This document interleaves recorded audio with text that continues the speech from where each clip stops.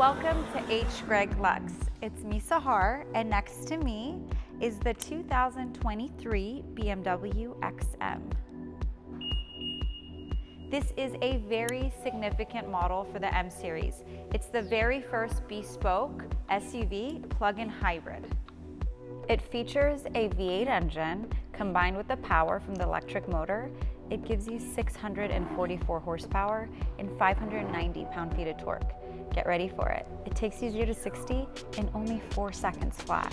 BMW is advertising their new XM model as a direct competitor with the RS Q8 and the Porsche Cayenne, really emphasizing that blend between sophistication, luxury, and performance.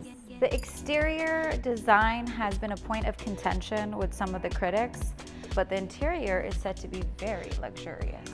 You definitely feel like you're sitting in an M series. Just look at the steering wheel. It's so performance themed. It's giving you the perfect blend with the carbon fiber, as well as the luxury feel, and definitely fuel efficiency. It's a plug-in hybrid. As a buffet of excess, the XM caters to many different styles, taste, luxury, and speed.